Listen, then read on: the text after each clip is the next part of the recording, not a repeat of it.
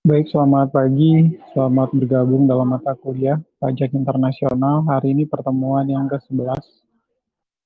Nah, pembahasan di pagi hari ini kita akan bahas tentang penerapan penghindaran pajak berganda atas penghasilan, bunga, dividen, dan juga royalti. Ya, ketiga penghasilan ini memang seringkali dibahas dalam P3B atau tax treaty. Ya, pastinya teman-teman akan selalu melihat ketiga jenis penghasilan ini. Bahkan kadang saya tambahkan ada konsultasi manajemen atau manajemen fee ditambah dengan ketiga jenis penghasilan tersebut. Ya, seperti itu. Nah, kemudian kita lanjutkan ya. Outline yang akan kita bahas di pagi hari ini meliputi interaksi undang-undang pajak penghasilan dan juga perjanjian penghindaran pajak berganda.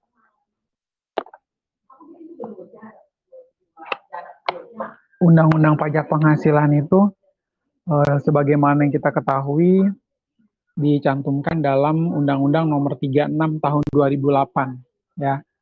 Lalu kita akan menghubungkannya dengan perjanjian penghindaran pajak berganda yang mana telah dibuat oleh biasanya dua negara saja bilateral. Ya, bisa dengan Indonesia Belanda, Indonesia Norwegia, Indonesia Arab Saudi, seperti itu. Ya, itu nantinya kita akan melihat interaksi menurut undang-undang pajak penghasilan dan juga perjanjian penghindaran pajak berganda. Kemudian yang kedua, perlakuan perpajakan menurut undang-undang pajak penghasilan. Ya, bagaimana perlakuan pajak menurut undang-undang PPH. Kemudian nanti kita juga akan melihat perlakuan pajak menurut perjanjian penghindaran pajak berganda. Ya, kebetulan Indonesia menerapkan monistic principle, yang mana antara undang-undang pajak domestiknya dengan hukum pajak internasional itu sama-sama sejalan. Yang mereka berjalan satu arah, sehingga tidak terlalu berbeda. Kalau misalnya kita menerapkan undang-undang PPH nomor 36 tahun 2008, ya, yaitu kita gunakan PPH pasal 26 pastinya. Nah, PPH pasal 26 sendiri itu sejalan dengan tax treaty atau perjanjian penghindaran pajak berganda. Jadi kita nggak perlu takut ya. Nanti saya kalau mau menjalankan Undang-Undang Nomor 36 Tahun 2008, jangan-jangan bentrok lagi dengan Undang-Undang atau dengan tax treaty. Enggak, tidak perlu khawatir karena Indonesia menerapkan monistic principle. Nah, kemudian berikut adalah interaksi Undang-Undang PPH dan juga P3B. Ya, ini adalah interaksi dari Undang-Undang Pajak Penghasilan dan juga Perjanjian Penghindaran Pajak Berganda. Pertama kita awali dengan start, ya di sebelah kiri ini. Kemudian melakukan identifikasi transaksi internasional seperti subjek dan objek pajak. Ya, pertama pahami dulu siapakah subjek pajaknya. Ya, subjek pajaknya warga negara Indonesia atau warga negara asing. Ya, kalau misalnya subjek pajaknya adalah warga negara asing, tentu kita harus menerapkan P3B ya, atau bisa juga kita memasukkan unsur undang-undang pajak penghasilan. Kemudian, objek pajaknya. Penghasilannya atau objek pajaknya itu apa? Apakah penghasilannya berupa manajemen fee, atau konsultasi manajemen, atau misalnya adalah dividen, royalti, seperti itu. Nah, itu tentunya masuk dalam kategorial perjanjian penghindaran pajak berganda. Lalu kita lanjutkan, tentukan perlakuan pajak menurut Undang-Undang PPH. Ya, bagaimana kita akan menerapkan? Kalau tadi saya sampaikan subjek pajaknya adalah warga negara Indonesia, berarti wajib pajak dalam negeri. Artinya dia akan dikenakan perlakuan pajak menurut Undang-Undang PPH yang berlaku di Indonesia, yaitu nomor 36 tahun 2008, beserta dengan peraturan-peraturan supporting dokumen lain. Seperti itu. Kemudian, apabila dia warga negara asing, tentunya kita akan berpedoman pada tax treaty atau perjanjian penghindaran pajak berganda. Nah, setelah menentukan perlakuan pajak menurut Undang-Undang PPH dan dilihat ada PPH terutang, ya pajak penghasilan terutangnya teridentifikasi seperti itu. Setelah PPH terutang teridentifikasi, berarti kita naik ya tanda panahnya ke atas. Teman-teman di situ lihat P3B akan diterapkan. Ya P3B itu sebagaimana yang saya jelaskan bahwa diatur untuk dua negara saja, hubungannya bilateral. Sifatnya itu dua negara, Indonesia dengan Denmark atau Indonesia dengan Belanda, Indonesia dengan Belgia saja. Nah, kemudian kalau P3B diterapkan, berarti kita tanda panahnya ke kanan, ya. Apakah P3B-nya itu konflik dengan Undang-Undang PPH? Pertama, kita harus pahami bahwa dia ada konfliknya enggak dengan Undang-Undang PPH. Kalau misalnya tidak konflik dengan Undang-Undang PPH, ya kalau tidak kita langsung jalan ke sebelah sini nih. Perlakuan pajak menurut Undang-Undang PPH berarti jalan terus. Sehingga nanti perlakuan pajak penghasilan menurut Undang-Undang Pajak Penghasilan akan jalan terus. Nah, kalau misalnya ternyata P3B-nya itu konflik dengan Undang-Undang PPH, apa Pak yang harus kita lakukan? Yaitu ketentuan P3B berlaku untuk hal yang berkonflik. Jadi, perlakuan P3B ini nanti akan diterapkan kepada untuk hal-hal yang dianggap konflik dengan Undang-Undang Pajak Domestik. Ya, seperti itu. Nah, hal-hal lain yang tidak berkonflik dengan P3B, maka Undang-Undang Pajak Penghasilan dianggap jalan terus. Ya, Undang-Undang PPH itu dianggap jalan terus.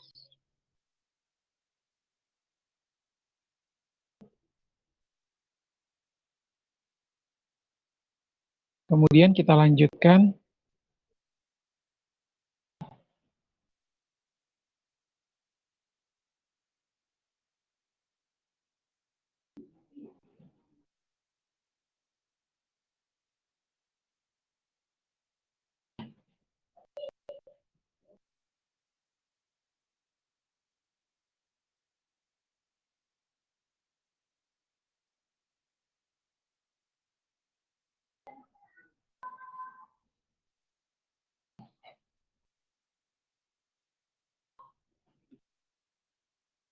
Nah, di sini kita lihat ya, tadi kan kita sudah memahami kalau misalnya P3B-nya konflik dengan Undang-Undang PPH, berarti jawabannya kalau tidak, perlakuan pajak menurut Undang-Undang PPH-nya jalan terus. Tetapi kalau ternyata P3B konflik dengan Undang-Undang PPH, maka ketentuan P3B berlaku untuk hal yang berkonflik, seperti itu.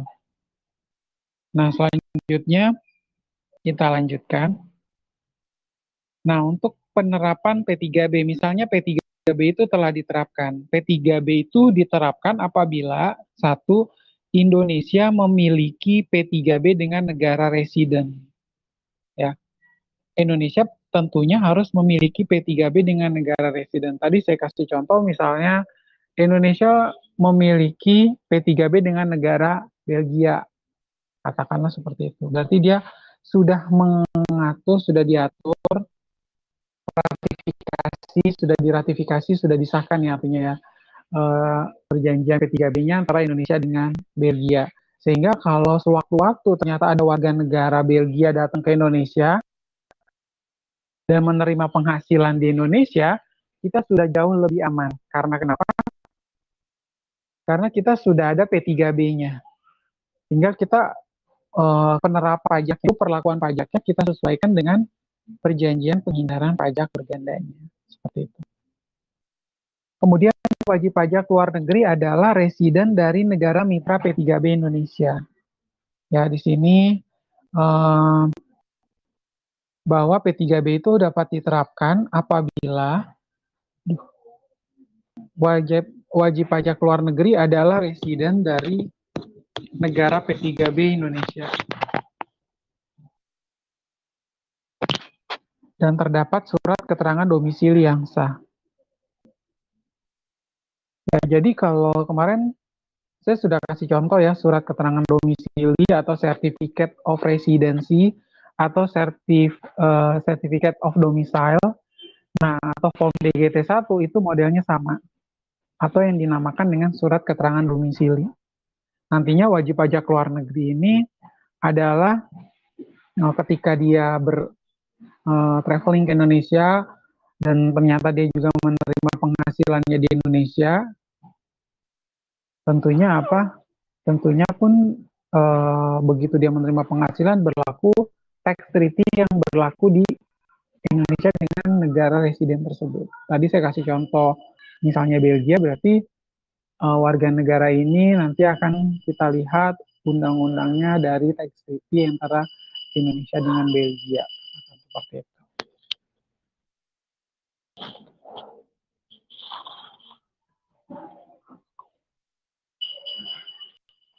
Ya, jadi tentunya harus terdapat surat keterangan domisili yang sah. Nah, surat keterangan domisili yang sah itu kan biasanya berlaku 1 tahun ya. Ini berlaku 1 tahun. Begitu sudah digunakan, itu harus dan ini hanya diperbolehkan hanya untuk satu company saja. Misalnya transaksinya dengan XYZ Ltd yang ada di Amerika. Nah, XYZ Ltd yang ada di Amerika ini bertransaksi dengan PTA yang ada di Indonesia.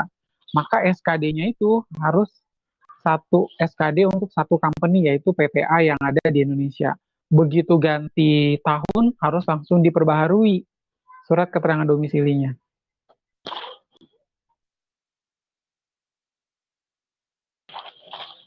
Ya, seperti itu.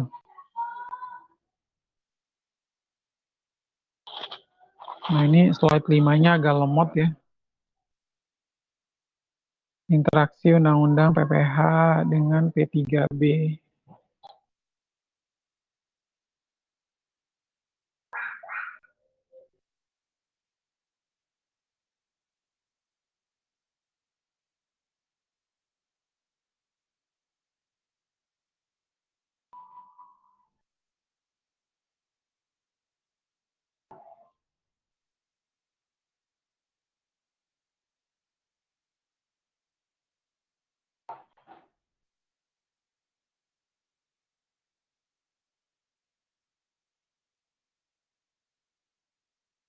Ya, kita lanjutkan. Sementara lihat dulu ya, slide 5 ini agak lama sekali ya. Nggak tahu nih kenapa. Apa di sini. Oke, paket data saya masih ada.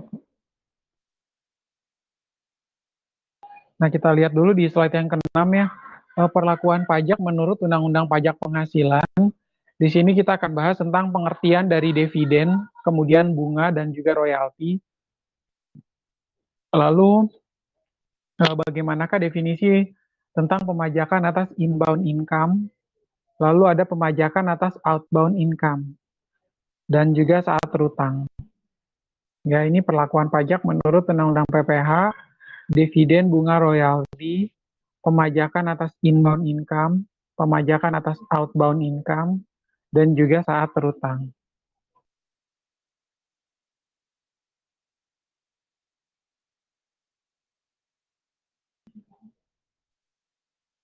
Nah, model P3B itu mengatur bahwa ya kita ingin melihat juga bahwa perjanjian penghindaran pajak berganda ini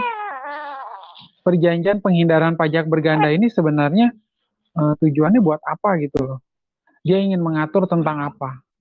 Model P3B itu mengatur bahwa penghasilan yang diperoleh penduduk dari suatu negara atau negara domisili dari harta bergerak termasuk penghasilan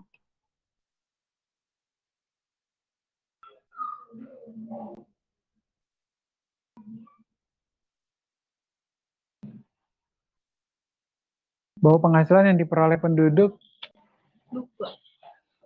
dari suatu negara atau negara domisili dari harta bergerak, termasuk penghasilan dari pertanian atau kehutanan yang berada di negara lain dapat dikenakan pajak di negara lainnya tersebut atau negara sumber.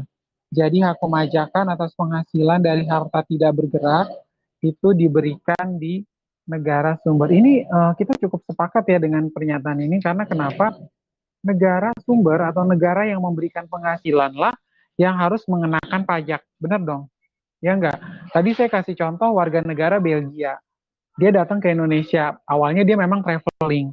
Ternyata dia memilih untuk mencari penghasilan di Indonesia. Katakanlah dia sebagai tenaga ahli di sebuah perusahaan PTA di Indonesia. Pada saat dia menerima penghasilannya di Indonesia, pada saat dia menerima penghasilannya di Indonesia, berarti kita Indonesia ini sebagai negara sumber. Sepakat ya? Indonesia sebagai negara sumber yang menyerahkan penghasilan dong. Indonesia sebagai negara sumber yang menyerahkan penghasilan dan Indonesia juga yang harus memotong pajak atas penghasilan tersebut. Indonesia lah yang harus berhak melakukan pemotongan pajak atas penghasilan tersebut. Jadi bukan negara Belgia. Ya, sebenarnya ini pendekatan ini sudah disampaikan menurut metode United Nations Method. Ya, sudah disampaikan sesuai dengan metode United Nations Method. Nah, kalau Indonesia sendiri dia sepakat dengan metode United Nations karena kalau metode OECD metode yang sudah kita bahas ya sebelumnya di 2 pertemuan sebelumnya itu Indonesia tidak atau kurang sepakat karena kenapa? Kalau tadi saya kasih contoh penghasilan dari seorang warga negara Belgia yang ada di Indonesia. Begitu si warga negara Belgia ini menerima penghasilan di Indonesia, nanti negara Belgia yang harus melakukan pemotongan pajak. Kan nggak adil ya? Ya nggak sih kalau OECD model? Siapa yang ngasih penghasilan, siapa juga yang motong pajaknya. Ya, kalau di penjelasan yang kita bahas pagi hari ini, model P3B itu justru mengatur bahwa penghasilan yang diterima di negara Indonesia berarti Indonesia lah yang harus melakukan pemotongan pajak. Ya, ini sesuai sekali dengan United Nations Method tadi. Ya, kebetulan di dalam metode United Nations memang dispesialisasikan untuk siapa? Untuk negara-negara berkembang. Negara-negara berkembang yang dalam tahap menuju negara maju. Ya, jadi United Nations ini lebih mengutamakan supaya negara berkembang itu segera maju dan bisa sama-sama dengan negara maju dan bisa menerapkan setiap transaksi-transaksi internasionalnya sesuai dengan negara maju. Ya, sebenarnya intinya adalah seperti itu. Ya, kita lanjutkan.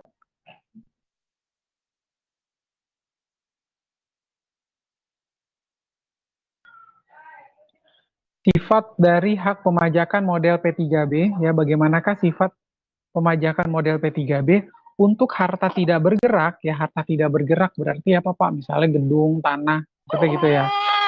Harta tidak bergerak, gedung, tanah, dan yang mana tentunya dia ini merupakan aset tetap lah kalau kita katakan ya di neraca itu dia bunyinya sebagai aset tetap. Nah, untuk harta tidak bergerak adalah hak pemajakan penuh atau exclusively taxing right. Dengan hak pemajakan penuh, suatu negara itu diberikan hak pemajakan sepenuhnya atas suatu penghasilan. Ya, suatu negara ini diberikan hak pemajakan sepenuhnya atas suatu penghasilan. Jadi tarif pajak yang diterapkan sepenuhnya sesuai dengan ketentuan undang-undang domestik di negara tersebut. Contohnya kayak apa Pak? Misalnya tadi saya kasih contoh warga negara Belgia ya. Kemudian dia ternyata membeli sebuah tanah di Indonesia. Artinya apa? Satu, warga negara Belgia ini tetap dikenakan undang-undang pajak domestik. Dia akan kena pajak bumi dan bangunan. Satu. Lalu dia pun kalau misalnya dia harus membayarkan biaya perolehan hak atas tanah dan bangunan BPHTB, dia pun harus dikenakan atas BPHTB tersebut. Atau misalnya seorang warga negara Belgia ini dia ternyata sewa apartemen. Ya, kalau dia sewa apartemen, misalnya apartemen Mediterranean di Tanjung Duren. Nah, berarti dia ini juga harus dikenakan BPHTB. Ada pengalihan hak atas tanah dan bangunan atau ada sewa tanah dan atau bangunan kena PPh final sebesar 10%. Nah, itu pun harus dikenakan kepada warga negara asing tersebut, ya nggak? Ya, jadinya terhadap atau terkait harta tidak bergerak ini pun harus dikenakan pajak yang berlaku di negara Indonesia. Undang-undang pajak domestik. Ya, seperti itu. Undang-undang pajak domestik. Nah, kita nggak perlu pusing ya. Kalau teman-teman sudah melihat adanya pengenaan untuk harta tidak bergerak tersebut, ya, atas pengenaan pajak tersebut, ya, kita melihat bahwa harta tidak bergerak itu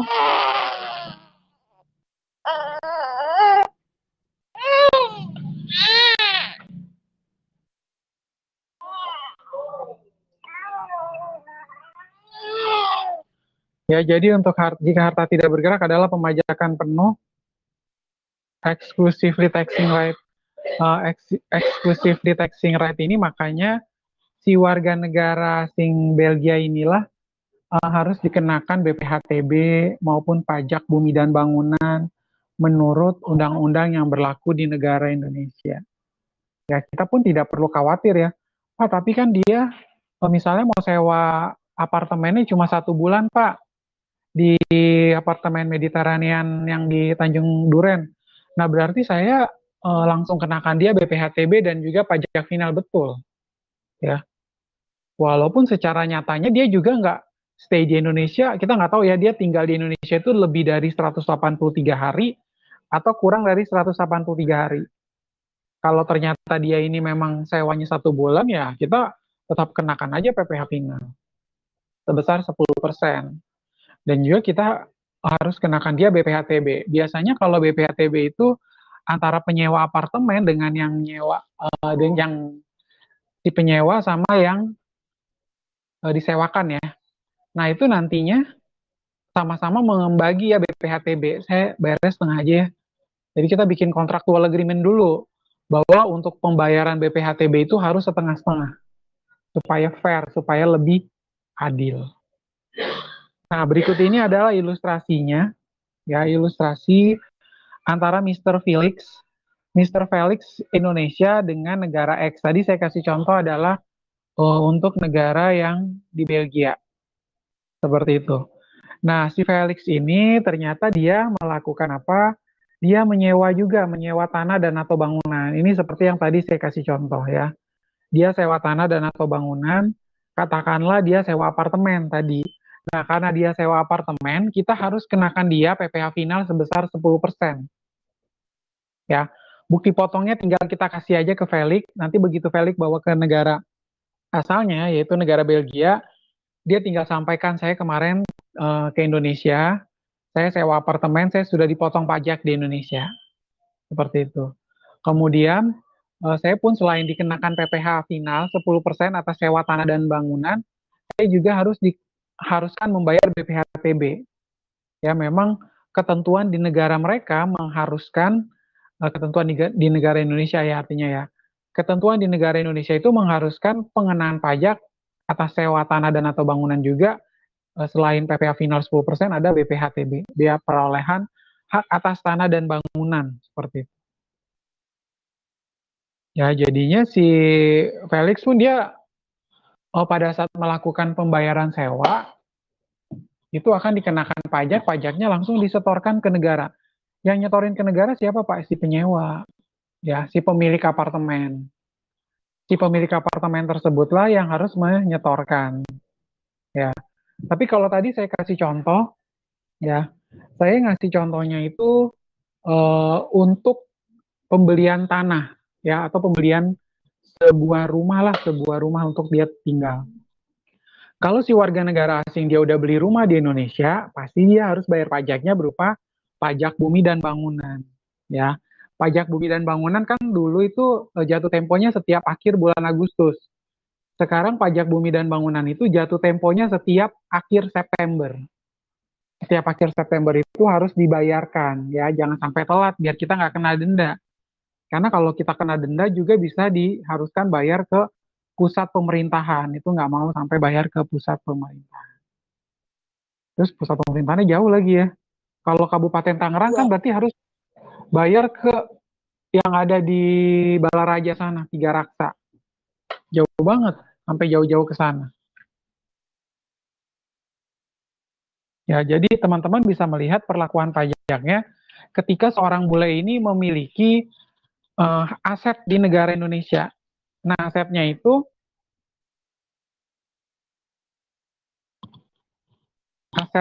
pun harus dikenakan pajak, ya. Mungkin kalau bolehnya pikir loh, kok bisa sih kamu potong pajak saya? Memang ketentuan kami di negara ini seperti ini.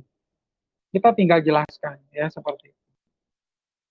Nah, ini tadi ya ilustrasinya, Felix seorang penduduk negara X, di mana Indonesia dan negara X telah memiliki P3B. Nah, pada suatu waktu, menerima penghasilan atas sewa tanah dan bangunan yang terletak di Indonesia dari PT ABC sebesar 20 juta. Dalam kasus ini, penghasilan Felix dapat dipajaki di Indonesia sesuai dengan ketentuan yang berlaku di Indonesia. Nah, PT ABC itu wajib memotong PPh pasal 4 ayat 2 ya, tadi sesuai dengan yang tadi saya sampaikan. Dikenakan PPh pasal 4 ayat 2 sebesar 10% kali dengan 20 juta. Ya, nantinya akan dikatakan 20 juta.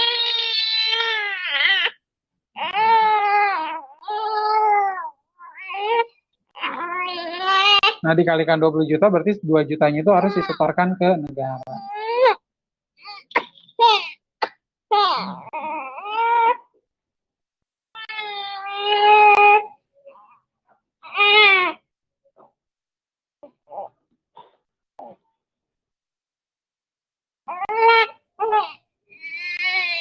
Nah, kemudian kita lanjutkan slide yang berikut, definisi-definisi dalam model P3B Indonesia.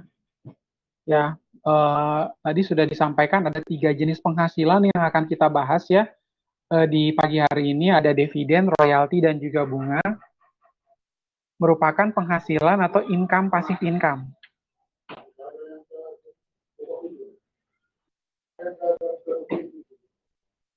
Nah, dividen itu didefinisikan sebagai pendapatan dari saham-saham atau hak-hak, ya pendapatan dari saham-saham atau hak-hak lainnya yang bukan merupakan surat utang ya. Sebagaimana yang kita pahami bahwa dividen itu adalah pembagian laba ya.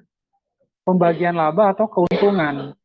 Bila seorang pemegang saham atau investor memiliki saham, tentu dia berhak atas apa? Berhak atas sejumlah dividen yang akan dibagikan setiap 2 kali dalam setahun.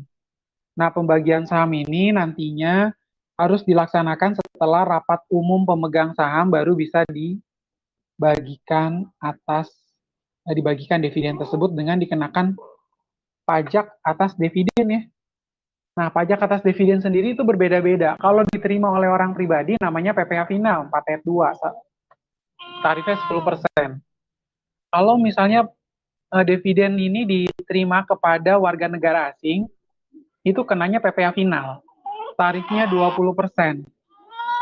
Tapi kalau dividen ini dikenakan oleh siapa? Oleh wajib pajak badan dalam negeri. Kenanya adalah PPh pasal 23, dividen sebesar 15%.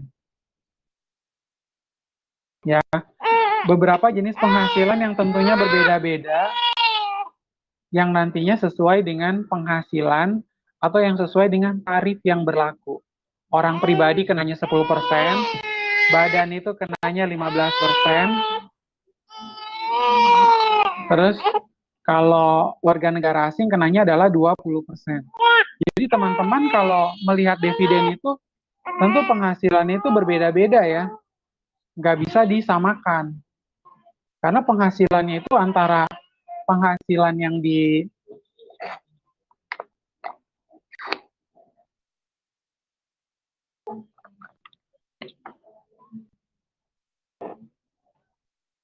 penghasilan yang di dividen dalam bentuk yang diserahkan kepada orang pribadi dalam negeri,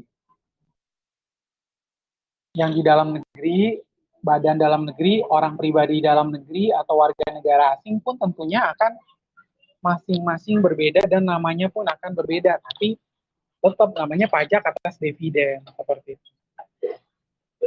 Ya, jadinya pendapatan dari saham-saham atau hak-hak lainnya yang bukan merupakan surat utang, namun ikut serta dalam pembagian keuntungan. Nah, demikian halnya pendapatan dari hak-hak perseroan lainnya yang dalam hal pengenaan pajaknya diperlakukan sama sebagai diperlakukan sama ya di sini diperlakukan sama sebagai pendapatan dari saham menurut perundang-undangan pajak negara di mana badan yang melakukan pembayaran berkedudukan ya. Jadi pembayaran ini tentunya tadi sudah dibagikan biasanya dalam 1 tahun itu dua kali pembagian dividennya. Nah, pembagian dividennya bisa berupa uang tunai atau bisa juga berupa saham juga ya, nggak selamanya dia tuh berupa uang tunai saja tapi juga berupa saham kembali. Nanti akan dibagikan setelah rapat umum pemegang saham. Nah, kita lanjutkan bunga. Ya, tadi kita sudah lihat pendapatan atas dividen, sekarang pendapatan atas bunga. Penghasilan dari semua jenis piutang, baik yang dijamin dengan hipotek maupun tidak, dan baik yang mempunyai hak atas pembagian laba maupun tidak. Ya, penghasilan dari sekuritas yang diterbitkan pemerintah dan penghasilan dari surat-surat obligasi atau surat-surat utang termasuk premi dan hadiah yang terkait dengan sekuritas obligasi atau surat utang. Dan juga penghasilan yang berdasarkan undang-undang perpajakan negara di mana bunga tersebut berasal dapat dipersamakan dengan penghasilan yang diperoleh dari uang yang dipinjamkan termasuk bunga atas penjualan secara kredit. Ya, jadi kalau penghasilan atas bunga itu kan biasanya definisinya lebih ke arah misalnya sebuah PT. Nah, PT ini dia menerima penghasilan, kemudian penghasilannya tersebut dia menerima pinjamannya tersebut akan dikembalikan. Satu, ada pokok dan juga ada bunga, ya nggak? Nah, nanti akan ada pendapatan atas bunga ini. Tentunya seperti itu. Misalnya kita ambil contoh, ada eh, kita katakanlah ada warga negara asing, dia ada di Indonesia, lalu dia ternyata membuat deposito di Indonesia. Kebetulan depositonya di atas 7 juta rupiah, lalu dia ingin melakukan deposit selama 6 bulan. Nah, selama 6 bulan ini pasti dia akan menerima bunga atas deposito tersebut. Tapi begitu bunga ini diterima oleh warga negara asing ini, dia akan dikenakan pajak atas bunga deposito sebesar 20%. Ya, kita jangan udah nyantai aja, udah terima deposito, ternyata nggak dikenakan pajak. Ada pajak atas bunganya. Mau dia adalah warga negara asing sekalipun, tetap harus dikenakan pajak atas bunga deposito yang harus dibayarkan. Ya, nanti juga akan diterbitkan bukti potong PPh atas bunga deposito sebesar 20%.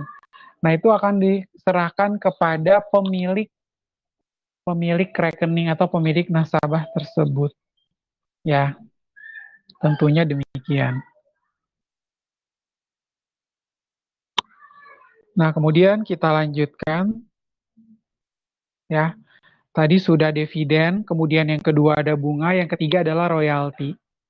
Nah, royalti pembayaran-pembayaran baik secara periodik atau tidak, dan dalam bentuk atau nama apapun, atau nomenklatur sejauh mana mereka dibuat sebagai pertimbangan untuk penggunaan atau hak untuk menggunakan.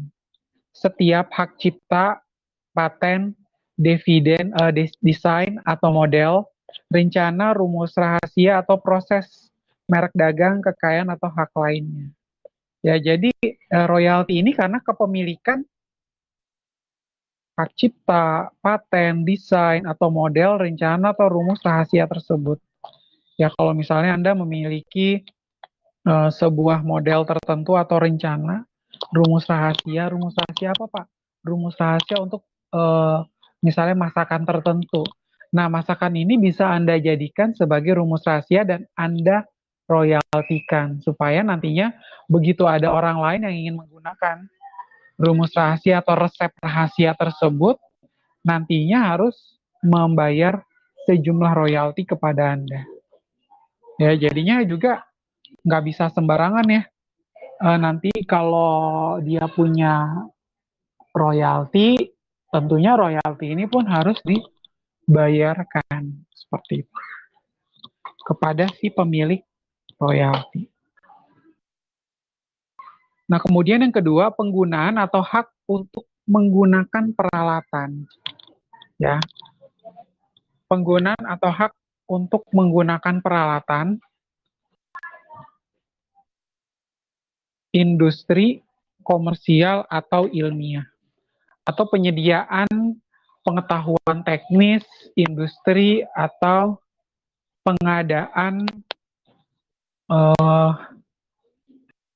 atau pengadaan informasi atau penyediaan bantuan yang merupakan tambahan untuk setiap kekayaan atau hak yang disebutkan dalam huruf A, setiap peralatan seperti disebutkan dalam huruf B, atau setiap pengetahuan atau informasi seperti yang disebutkan dalam huruf C.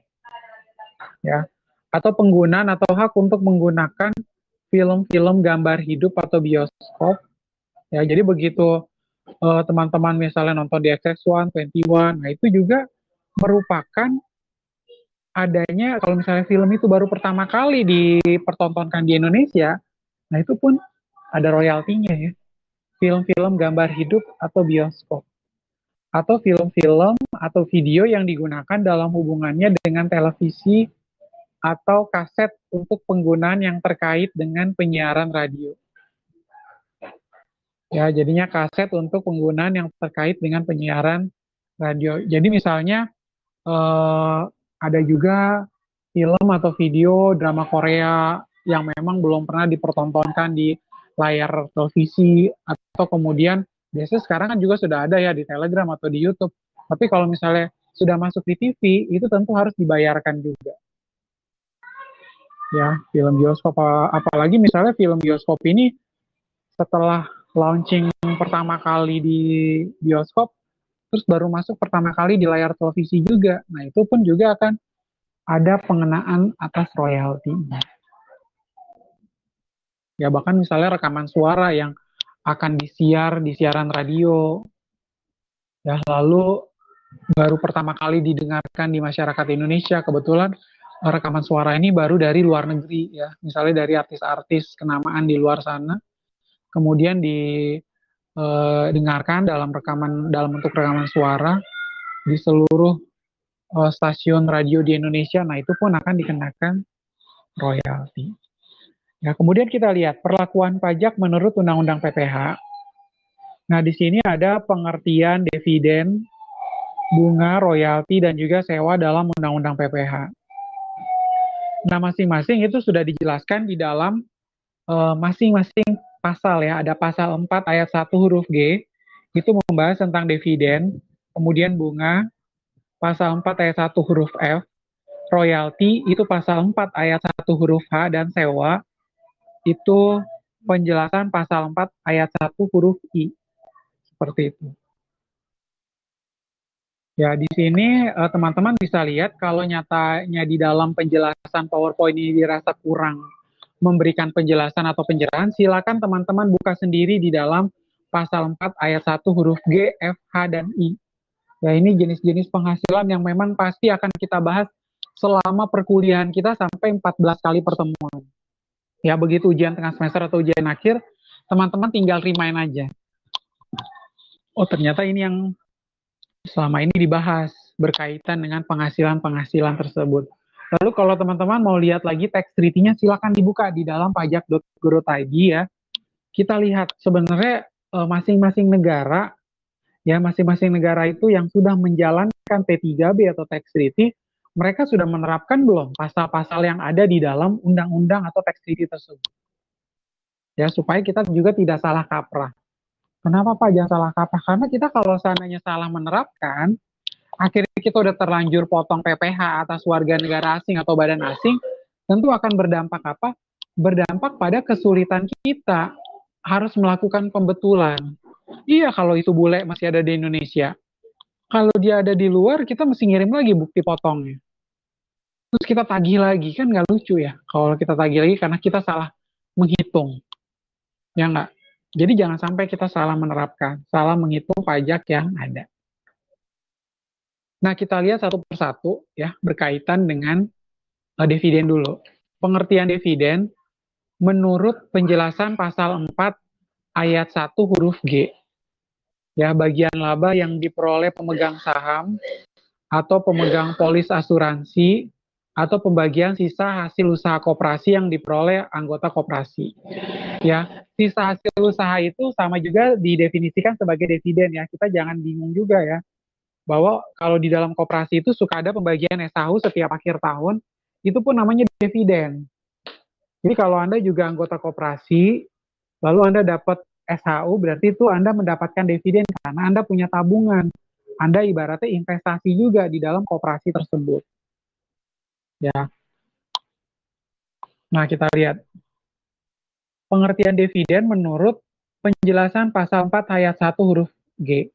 Bagian laba yang diperoleh pemegang saham atau pemegang polis asuransi atau pembagian sisa hasil usaha koperasi yang diperoleh oleh anggota koperasi.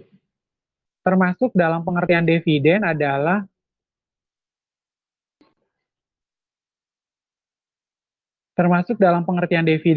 pembagian laba baik secara langsung ataupun tidak langsung dengan nama dan dalam bentuk apapun. Ya, jadi kalau namanya laba mau langsung kek, tidak langsung atau menama dan bentuknya apapun, kita definisikan itu sebagai dividen. Lalu pembayaran kembali karena likuidasi yang melebihi jumlah modal yang disetor. Ya, adanya pembayaran kembali. Karena apa Pak? Karena misalnya bank ini dilikuidasi. Karena dilikuidasi mau nggak mau masing-masing investor itu dibagikan lagi uang.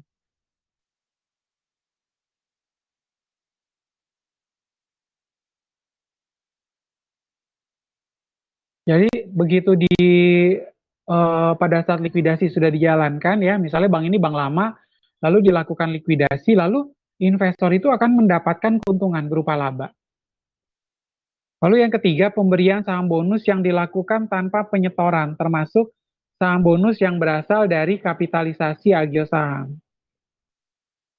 Ya, pemberian saham bonus yang dilakukan tanpa penyetoran, termasuk saham bonus yang berasal dari kapitalisasi agio saham.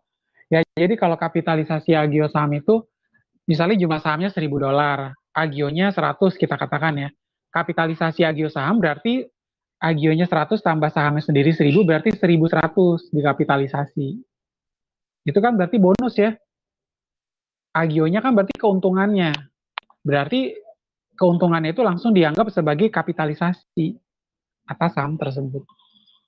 Kemudian pembagian laba dalam bentuk saham, lalu pencatatan tambahan modal yang dilakukan tanpa penyetoran.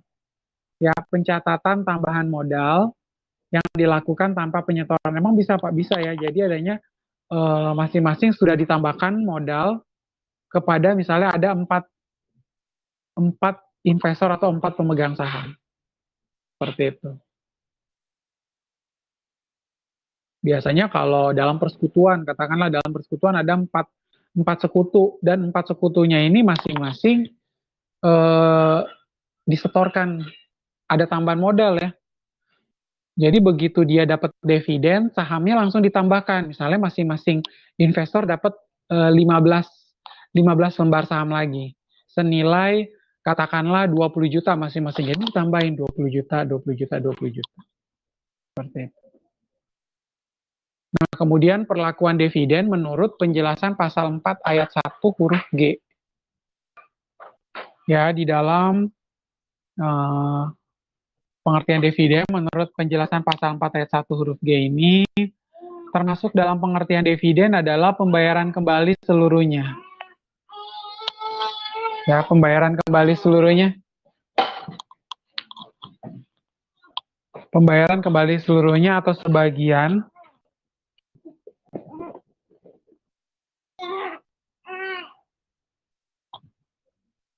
pembayaran kembali seluruhnya atau sebagian dari modal yang disetorkan jika dalam tahun-tahun yang lampau diperoleh keuntungan, kecuali jika pembayaran kembali itu adalah akibat pengecilan modal dasar atau statuter yang dilakukan secara sah, ya, yang mana dilakukan secara sah. Kemudian yang berikut pembayaran sehubungan dengan tanda-tanda laba. Sehubungan dengan tanda-tanda laba termasuk yang diterima sebagai penebusan tanda-tanda laba tersebut. Lalu bagian laba sehubungan dengan pemilikan obligasi, ya. Jadi ibaratnya obligasi itu kan sebenarnya utang. Obligasi ini sebenarnya utang, tetapi ada keuntungan juga karena obligasi itu dijadikan sebagai jaminan, kan. Obligasi itu kan juga dijadikan sebagai jaminan. Nah, jaminan itu pasti akan membuahkan laba, ya enggak? Pasti akan membuahkan laba.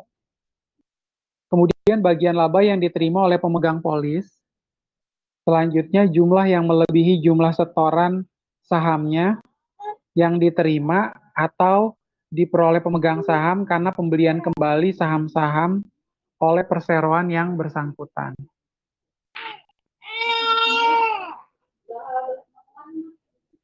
Nah, kita lanjutkan.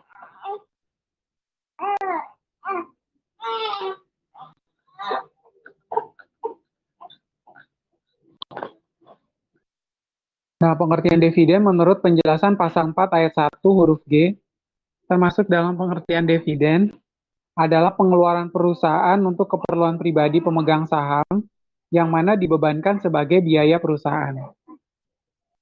Ya, yang mana nantinya akan dibebankan sebagai biaya perusahaan. Lalu pembagian berupa sisa hasil usaha kepada anggota koperasi. Dan kemudian ada pengertian dividen terselubung. Nah, ini pernah masuk ya di dalam ujian akhir nih. Sehingga saya di beberapa semester lalu itu pernah dimasukkan sebagai salah satu soal. Ya, teman-teman berhati-hati, siapa tahu nanti dosen koordinator memasukkan dividen terselubung. Dividen terselubung ini atau konstruktif dividen ini diperlukan untuk mencegah penghindaran pajak. Ya, nantinya diperlukan untuk mencegah penghindaran pajak. Nanti Undang-Undang PPH tidak mendefinisikannya secara tegas. Ya, karena Undang-Undang PPH tidak mendefinisikan secara tegas mengakibatkan apa? Mengakibatkan masyarakat itu mengambil celah.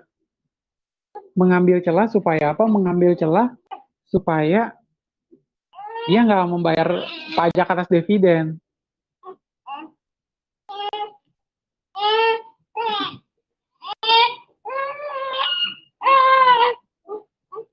Kemudian yang ketiga adalah hanya menyediakan contoh pemegang saham yang telah menyetor penuh modalnya dan memberikan pinjaman kepada perseroan dengan imbalan bunga yang melebihi kewajaran.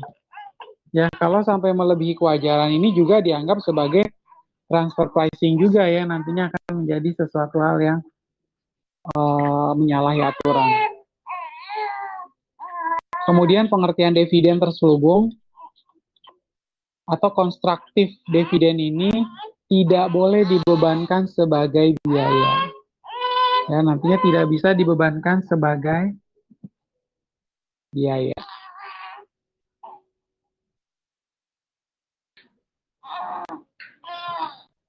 Kemudian kita lanjutkan pengertian bunga menurut penjelasan pasal 4 ayat 1. Dalam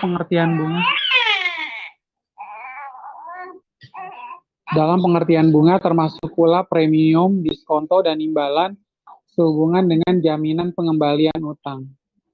Nah, premium terjadi apabila misalnya surat obligasi dijual di atas nilai nominalnya. Sedangkan diskonto terjadi apabila surat obligasi dibeli di bawah nilai nominal. Kalau surat obligasi dijual di atas nilai nominal, itu namanya premium. Kalau misalnya surat obligasi dibeli di bawah nilai nominal, itu namanya diskonto. Nah, premium tersebut merupakan penghasilan bagi yang menerbitkan obligasi. Premium tersebut merupakan penghasilan bagi yang menerbitkan obligasi, dan diskonto merupakan penghasilan bagi yang membeli obligasi. Ya, jadi kalau premium merupakan penghasilan bagi yang menerbitkan obligasi, diskonto merupakan penghasilan bagi yang membeli obligasi tersebut.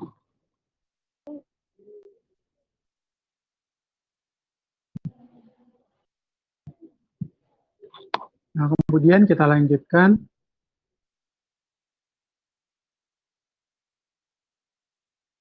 Untuk pengertian royalti menurut penjelasan pasal 4 ayat 1 huruf A.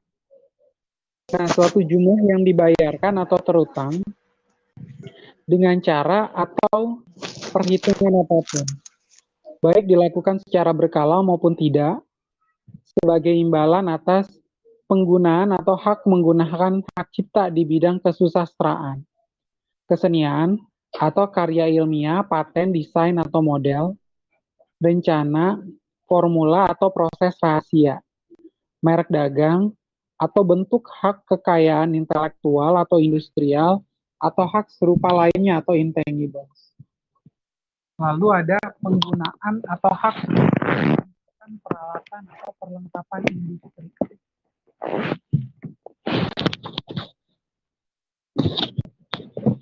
Komersial atau ilmiah, dan sifatnya adalah tangibles atau berwujud.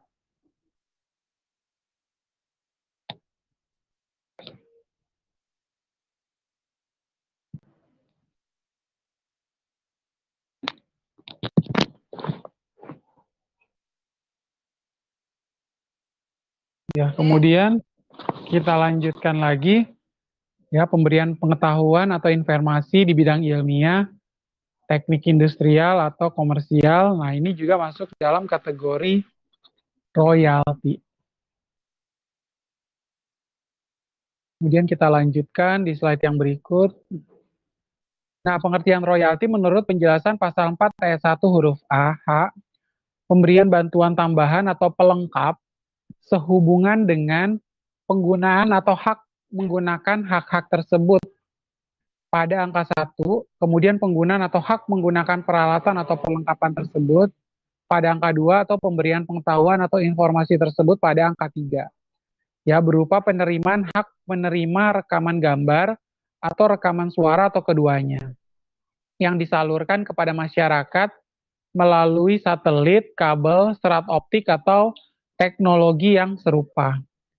Penggunaan atau hak menggunakan rekaman gambar atau rekaman suara atau keduanya untuk siaran televisi atau radio yang disiarkan atau dipancarkan melalui satelit, kabel, serat optik ataupun teknologi yang serupa, ya.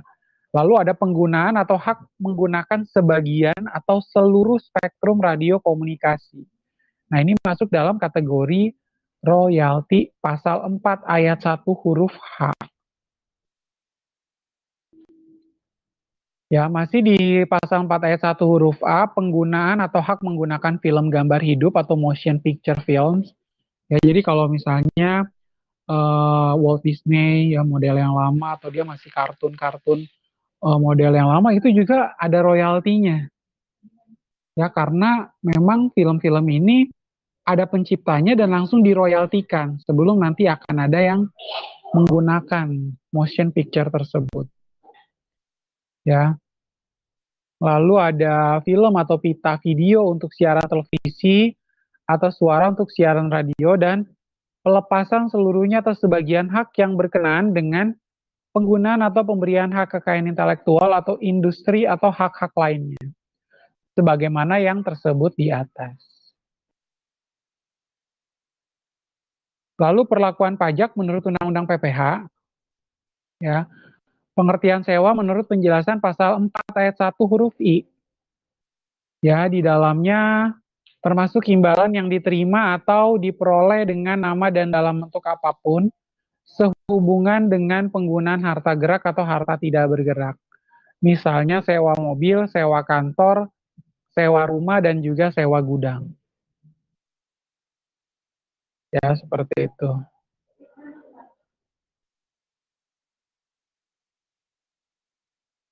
Nah, lalu kita lihat ya, perlakuan pajak atas inbound income.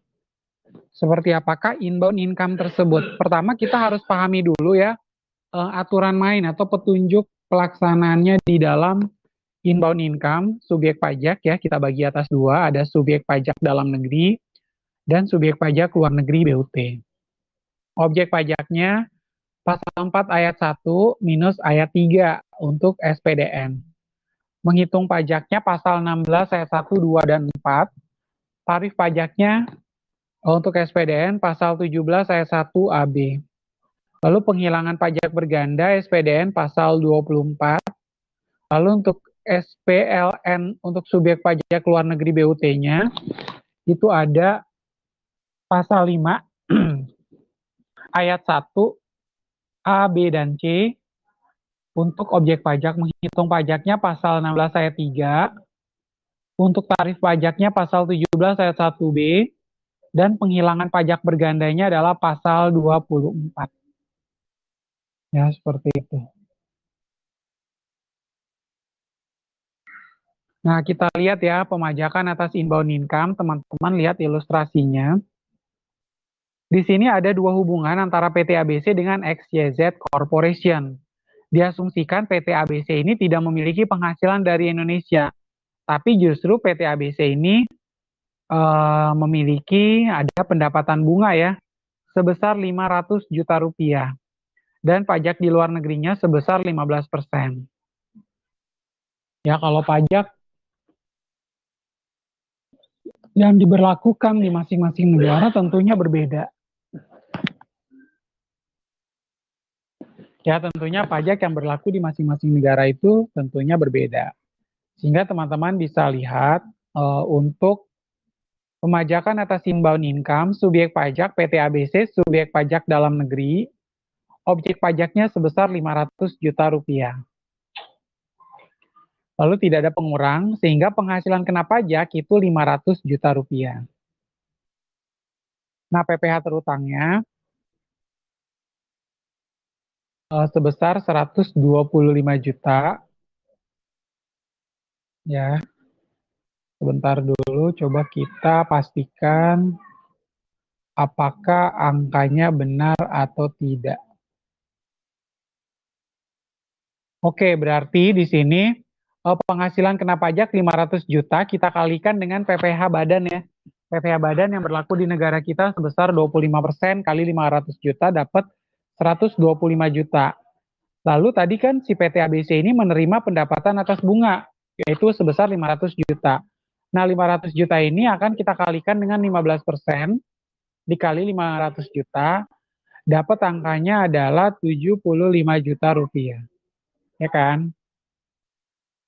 Coba kita pastikan 500 juta dikali dengan 15%.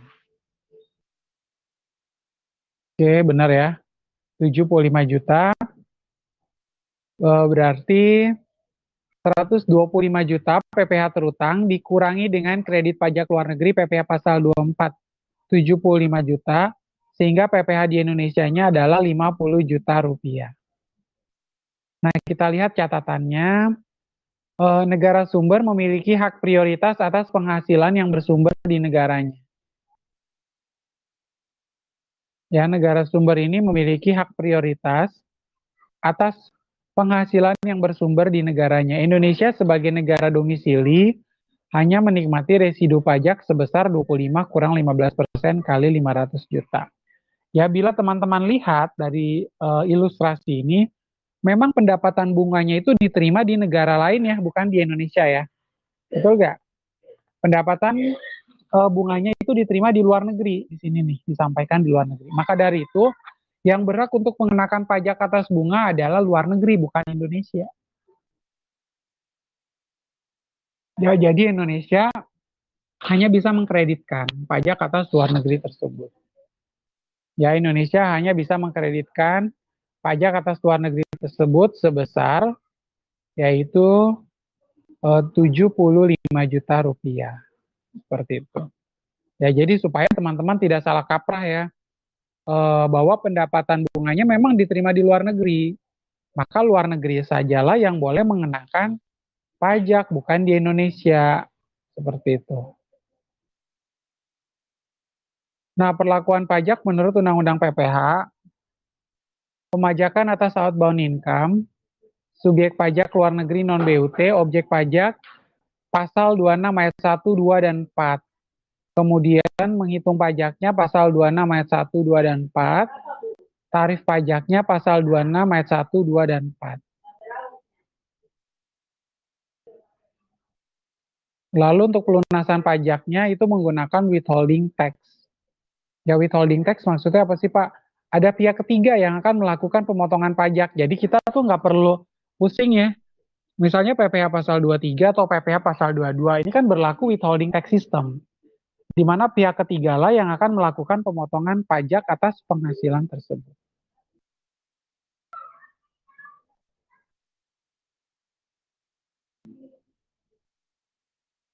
Nah, kita lihat asumsi yang kedua berkaitan dengan outbound income. Jadi masing-masing teman-teman akan lihat ya, kita nggak melihat lagi definisinya, tapi kita langsung prakteknya. Oh, ini ada definisi menurut inbound income, lalu yang ini adalah menurut outbound income. Masih dengan ilustrasi yang sama, PT ABC ada di Indonesia, dengan XYZ Corporation yang ada di luar negeri. Ya, masing-masing bunganya 500 juta rupiah. Di sini bunga yang diakui adalah 500 juta rupiah. Asumsi laba XYZ Corporation dikenakan pajak di negaranya sebesar 5% dan tidak memiliki penghasilan lain. Nah, sistem kredit pajak luar negeri di luar negeri sama dengan di Indonesia.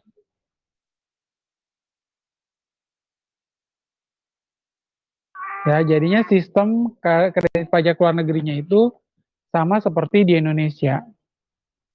Nah, pemajakan atas outbound income, kita lihat sama-sama, subjek pajak luar negerinya XYZ Corporation, objek pajak atas bunganya 500 juta rupiah, PPh-nya adalah 20%, ya. Nah, 20% dikali dengan 500 juta rupiah, dapat 100 juta rupiah. Selanjutnya, pemajakan bagi XYZ di luar negeri, objek pajaknya 500 juta, PPh-nya 5%, dapat 25 juta. Sehingga kredit pajak luar negerinya adalah 25 juta rupiah. Nah, kita lihat di Indonesia sebagai negara sumber memiliki hak prioritas memajaki penghasilan. Ya, Indonesia itu sebagai negara sumber memiliki hak prioritas memajaki penghasilan luar negeri itu hanya menikmati residu pajak dan ternyata nihil. Ya, sebenarnya kan si luar negeri ini bisa memanfaatkan PPh yang di luar negeri. Karena kebetulan nihil ya berarti nggak ada yang bisa dikreditkan ya.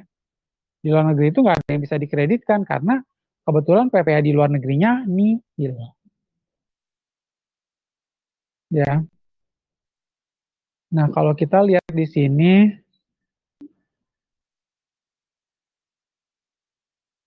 ya di sini Indonesia sebagai negara sumber memiliki hak prioritas memajaki penghasilan tersebut. Ya, jadinya si Indonesia lah yang harus memotong pajak penghasilannya.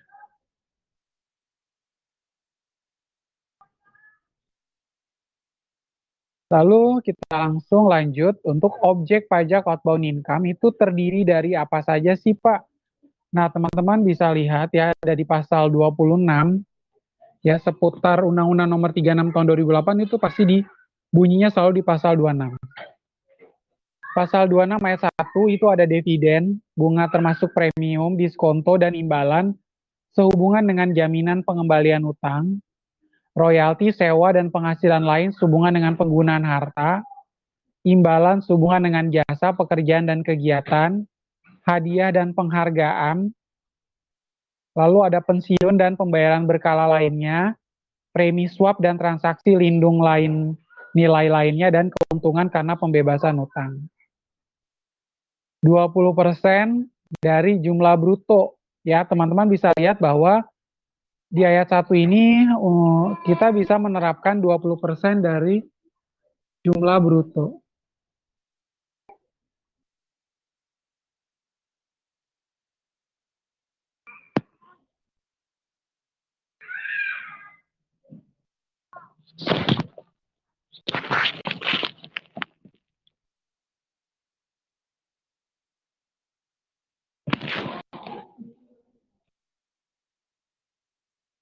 Ya, kemudian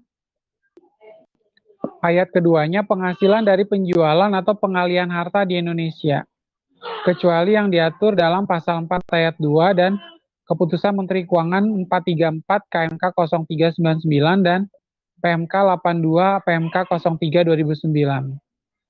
Ya, premi asuransi yang dibayarkan kepada perusahaan asuransi luar negeri itu bunyi di KMK 624 KMK 0394. Lalu di pasal 26 ayat 4 ada branch profit, itu PMK 257 garing PMK 03 2008. Ya, ini 20% dari laba setelah pajak penghasilan.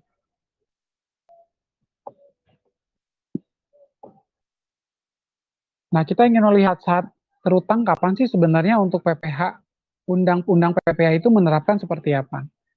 Nah, saat terutangnya pasal 4 ayat 1 itu saat diterima atau diperoleh. Ya, diterapkan saat terutang PPH pasal 4 ayat 1 saat diterima atau diperoleh. Diterapkan bagi subjek pajak dalam negeri dan subjek pajak luar negeri BUT sesuai pasal 16 ayat 3 inbound income. Kemudian pasal 26 ayat 1 saat dibayarkan disediakan untuk dibayarkan atau telah jatuh tempo pembayaran. Ya, ini diterapkan bagi subjek pajak luar negeri atau outbound income. Ya, teman-teman bisa melihat berkaitan dengan sebenarnya kita mau mengakui mana dulu yang terjadi. Saat terutangnya itu saat diterima atau diperoleh jasa tersebut, atau saat dibayarkan, atau memang sudah disediakan untuk dibayarkan. Misalnya, dananya sudah tersedia, Pak. Dananya sudah tersedia, sehingga saya sudah siap untuk dibayarkan. Nah, berarti itu sudah terutang. Atau misalnya sudah dilakukan pembayaran down payment. Nah, itu berarti silakan dianggap bahwa sudah terjadi pembayaran DP. Seperti itu. Ya, apalagi di pasal 26 ayat 1 ini saat dibayarkan, disediakan untuk dibayarkan atau telah jatuh tempo pembayaran. Ya, diterapkan bagi subjek pajak luar negeri atau outbound income.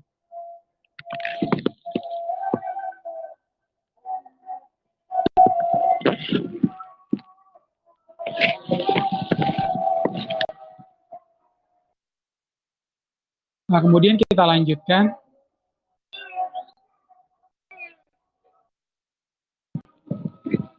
Pemajakan atas passive income dalam P3B, teman-teman bisa lihat. Ya, untuk pemajakan atas passive income, pasal 10, untuk penghasilan dividen, pasal 11 untuk penghasilan bunga.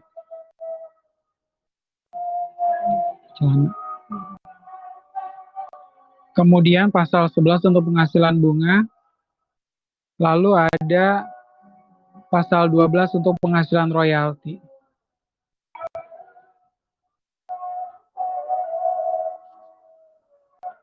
Kemudian kita lanjutkan.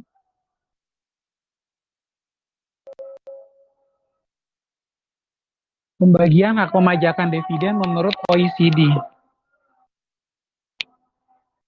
Ya, perlakuan pajak menurut OECD model negara domisili. Dividen, nah ini bahasa Inggrisnya kita langsung dengan bahasa Indonesianya saja ya. Nah, pembagian hak pemajakan dividen untuk OECD model negara domisili, dividen yang dibayarkan oleh suatu perseroan yang berkedudukan di suatu negara pihak pada persetujuan kepada penduduk negara pihak lain pada persetujuan dapat dikenakan pajak di negara lain tersebut.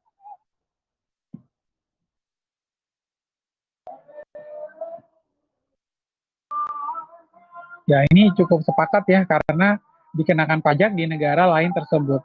Lalu untuk negara sumber.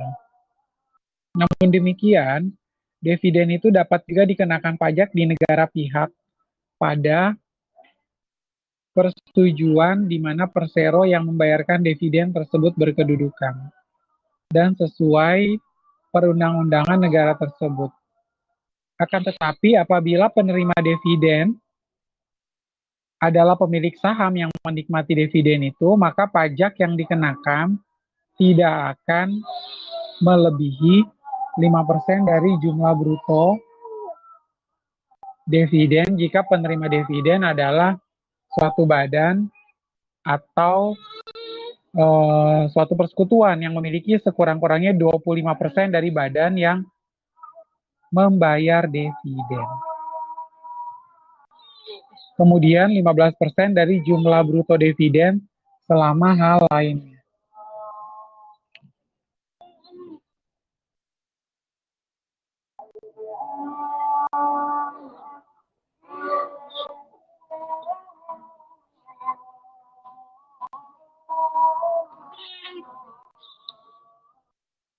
Kemudian kita lanjutkan. Ya, di sini masing-masing ya tidak melebihi 5% dan juga 15%.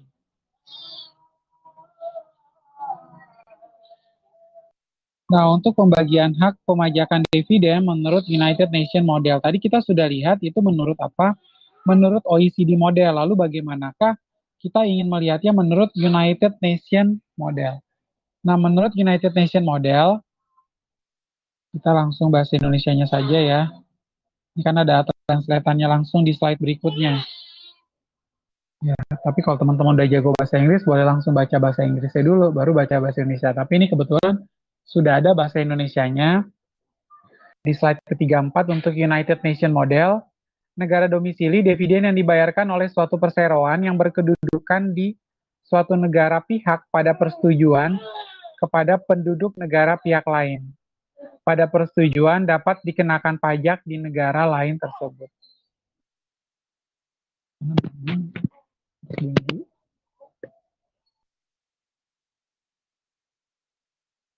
Nah, negara sumber, namun demikian dividen itu dapat dikenakan pajak di negara pihak pada persetujuan di mana persero yang membayarkan dividen tersebut berkedudukan dan sesuai dengan perundang-undangan negara tersebut. Akan tetapi apabila penerima dividen adalah pemilik saham yang menikmati dividen itu, maka pajak yang dikenakan tidak akan melebihi berapa persen sesuai yang ditentukan berdasarkan kesepakatan antara kedua negara yang bersangkutan. Dari jumlah kotor dividen, jika penerima dividen adalah suatu badan selain persekutuan yang memiliki sekurang-kurangnya 10% modal dari badan yang membayar dividen. Lalu yang kedua, lalu berapa persen?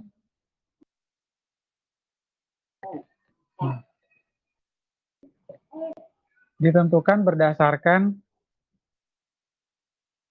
kesepakatan bersama antara negara yang bersangkutan dari jumlah kotor dividen dalam hal lainnya.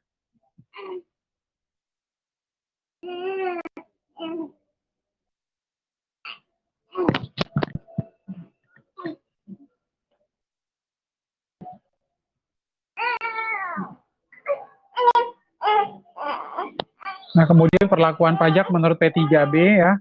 Di sini pembagian hak pemajakan bunga atau OECD model, negara domisili. Nah, ini juga ya. Kita langsung lanjutkan saja dengan istilah bahasa Indonesianya. Nah, untuk pembagian hak pemajakan bunga untuk OECD model ya.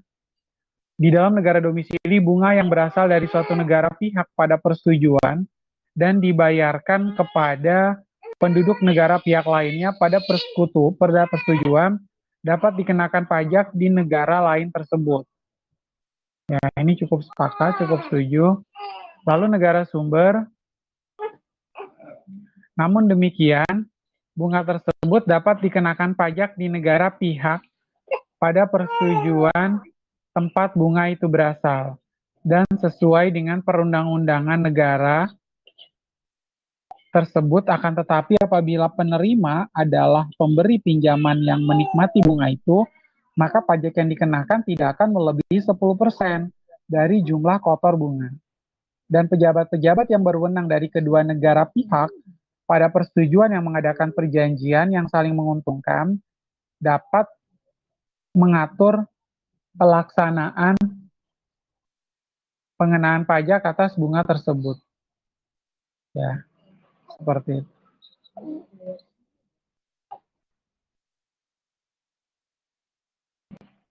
Nah, kemudian kita lanjutkan ya, masih di penjelasan berkaitan dengan pemajakan bunga. Nah, ini untuk yang United Nations Model.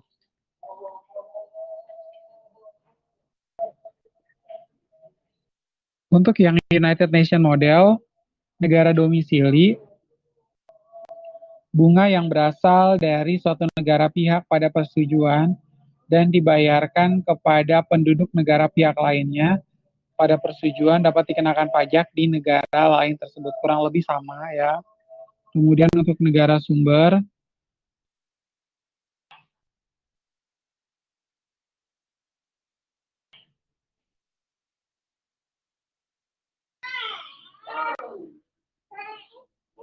ya, kemudian untuk yang negara sumber, namun demikian bunga tersebut dapat juga dikenakan pajak di negara pihak pada persetujuan tempat bunga itu berasal dan sesuai dengan perundang-undangan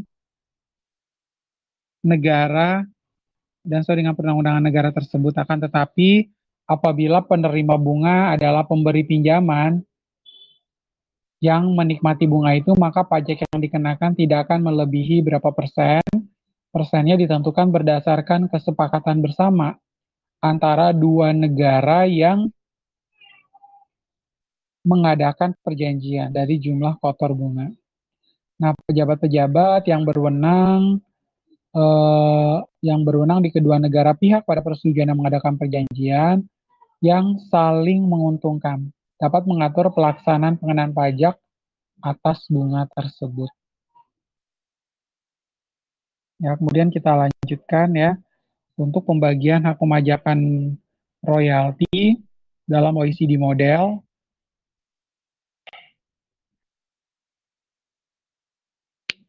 Nah, di negara domisili maupun di negara sumber, royalti yang berasal dari negara pihak pada persetujuan dan yang miliknya adalah penduduk dari suatu negara pihak lainnya hanya akan dikenakan pajak di negara lainnya tersebut. Ya, jadi kalau misalnya royalti yang berasal dari negara pihak pada persetujuan dan yang pemiliknya adalah penduduk dari suatu negara, pihak yang lainnya hanya dikenakan pajak di negara lainnya tersebut. Seperti itu.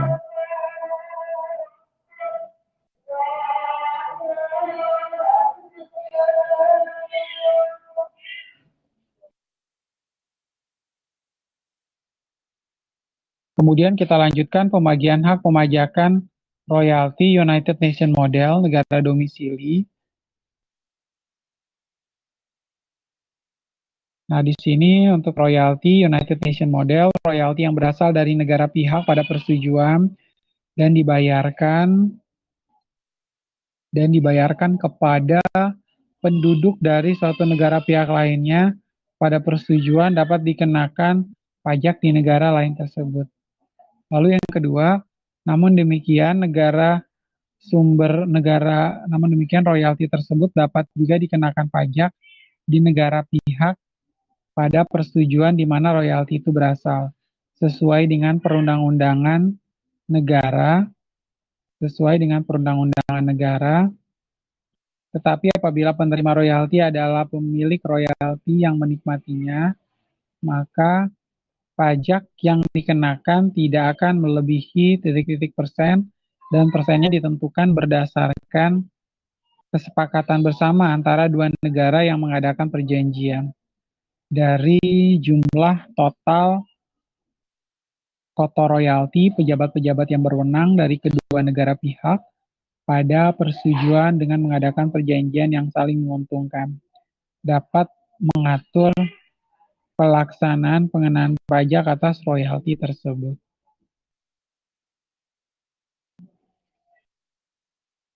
Nah, kemudian teman-teman bisa lihat untuk outbound income, ya di sini ada ilustrasi PT UPT Ltd yang berada di Singapura dengan PT Monas. Ya, di sini menggunakan P3B Republik Indonesia Singapura untuk menentukan konsekuensi perpajakan bagi wajib pajak. Nah, ketentuan pajak di Indonesia, tarif PPh pasal 26, tarifnya adalah 20%. Ya, ini untuk yang di Indonesia. Kemudian yang kedua, tarif PPh badan 25% worldwide income. Yang ketiga, badan diwajibkan melaksanakan pemotongan. Ya, badan itu diwajibkan melaksanakan pemotongan. Kemudian yang berikut, yang di Singapura, ketentuan pajak di Singapura, dividen yang dibayarkan ke luar negeri tidak tidak dipotong pajak. Kemudian dividen dari luar negeri bukan merupakan objek pajak.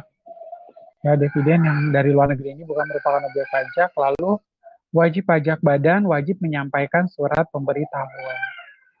Seperti itu. Nah, kita lanjutkan. Nah, di sini untuk kasus inbound dividen, teman-teman bisa lihat untuk U Corporation dengan PT PQR. Nah, di sini ada menggunakan P3B RI Kanada untuk menentukan konsekuensi perpajakan bagi wajib pajaknya. Ya, PT PQR Indonesia, U Corporation-nya ada di Kanada. Nah, di situ ketentuan pajak di Indonesia, tarif PPh pasal 26 20%. Tarif PPh badannya 25%, worldwide income. Lalu WP badan wajib melakukan pemotongan. Selanjutnya, ketentuan pajak di Kanada, dividen yang dibayar di luar negeri dipotong pajak tarif 25%. Lalu dividen dari luar negeri adalah objek pajak. Tarif pajaknya tarif pajak korporasi 38% dan WP badan wajib melakukan pemotongan. Ya, seperti itu. Nah, kemudian sampai di slide yang ke-45, ya teman-teman bisa lihat di dalam slide ini. Nah, ini untuk inbound interest, ya ada PT ABC dengan Lee Corporation. Ya, Lee Corporation berada di Singapura. Kita akan menggunakan P3BRI Singapura untuk menentukan konsekuensi perpajakan bagi wajib pajak. Ya, Lee Corporation itu ada hubungan dengan pinjaman ya, makanya dapat interest.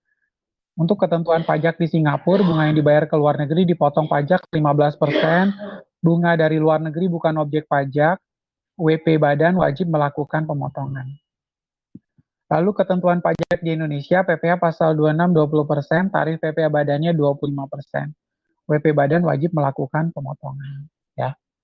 Kurang lebih untuk penjelasan saya hari ini sampai di slide 45. Minggu depan kita lanjutkan ke slide 46.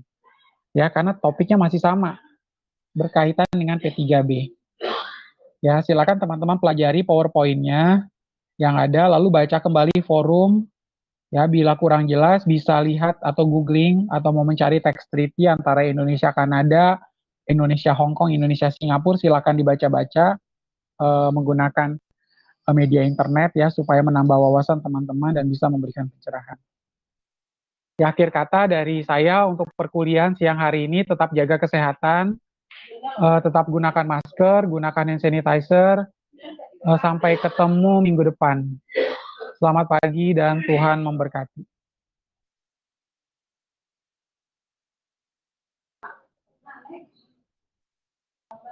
Terima kasih, Pak. Ya, sama-sama.